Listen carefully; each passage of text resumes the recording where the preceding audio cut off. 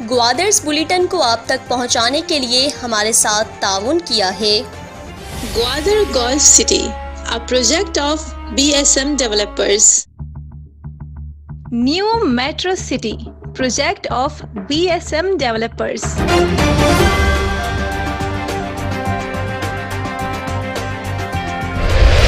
Environment protection agency Balochistan کے زیر اہتمام ماحولیاتی آلودگی کے عالمی دن کی مناسبت سے دنیا بھر کی طرح گوادر میں بھی پدی زیر سمندر کنارے صفائی کا اہتمام کیا گیا۔ ساحل کنارے سے assistant director environment Tariq Baloch, G D A کے عبد الرحیم، گوادر پورٹ اتھارٹی کے Mehrullah Baloch, Gwadar chambers of commerce کے صدر ناغمان عبدل سمیت دیگر نے کچرا اٹھا کر صفائی مہم کا آغاز کر دیا۔ اس موقع پر انجینئر مہر اللہ بلوچ، عبد الرحیم بلوچ، ناغمان عبدل، طارق بلوچ نے عالمی ماحولیاتی آلودگی کے متعلق آگاہی فراہم کی۔ حق دو تحریک کے سربراہ مولانا ہدایت الرحمان بلوچ نے سربندن کے مختلف وارڈز کا دورہ کیا۔ سربندن میں جمع شدہ پانی کی نکاسی کے لیے متعلقہ اداروں سے رابطہ کر کے جمع شدہ پانی کی جلد از جلد نکاسی کا مطالبہ کر دیا۔ حق دو تحریک کے سربراہ مولانا ہدایت الرحمان پسنی کے آزاد کونسلر فہیم جوہر سے کامیاب ملاقات۔ فہیم جوہر پسنی کی موجودہ سیاست میں بڑی تبدیلی لے آئے۔ آزاد امیدوار نے مولانا کی موجودگی میں حق دو تحریک کی حمایت کا اعلان کر دیا۔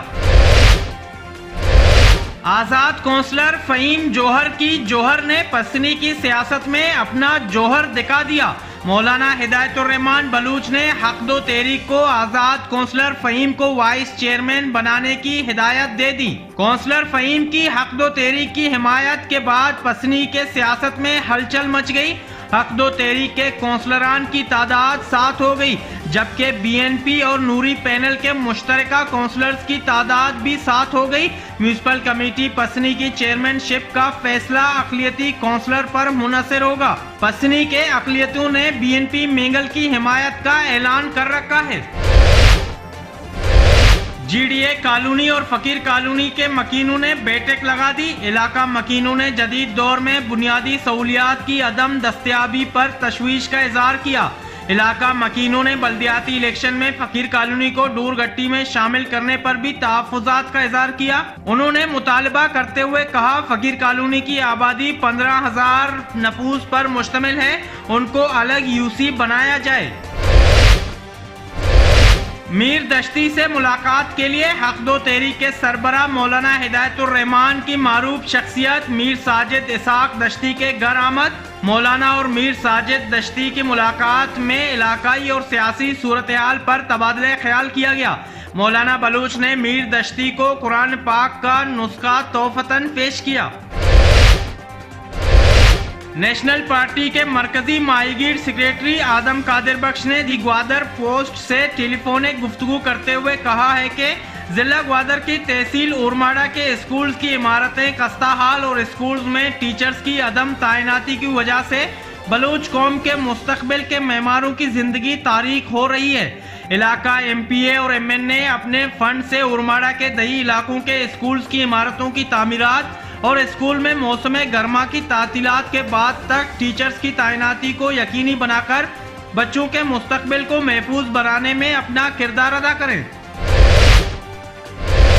مکران کوسٹل ہائی وے پر چلنے والے مسافر کوچز نے کرایوں میں اضافے کا اعلان کر دیا۔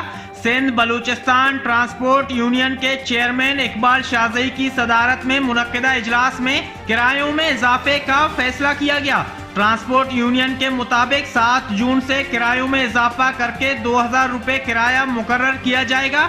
ٹرانسپورٹ یونین کے رہنما فتح محمد گورگیج نے دی گوادر پوسٹ سے گفتگو میں کرایوں میں اضافے کی تصدیق کر دی۔ فتح گورگیج نے بتایا کہ مال بردار کوچز کا کرایہ 1,000 روپے کر دیا گیا ہے۔ انہوں نے کہا کہ مسافر کوچز میں سامان لے جانے والے ٹرانسپورٹروں کے خلاف کارروائی کرنے اور جرمانے کا بھی فیصلہ کیا گیا۔ مسافر کوچز میں پیسنجر لیگیج کے علاوہ کسی بھی قسم کے سامان لے جانے پر پابندی عائد کر دی گئی ہے۔ اور شہید یاسر جان ناک آؤٹ کرکٹ ٹورنامنٹ کے 5ویں میچ میں آزاد کرکٹ کلب گوادر نے سنسنی خیز مقابلے میں شہید یاسر جان ناک آؤٹ کرکٹ ٹورنامنٹ کے 5ویں میچ میں آزاد کرکٹ کلب گوادر نے سنسنی خیز مقابلے کے بعد 2 وکٹوں سے مخالف ٹیم کو شکست دے کر ٹورنامنٹ کے دوسرے راؤنڈ کے لیے کوالیفائی کر لیا.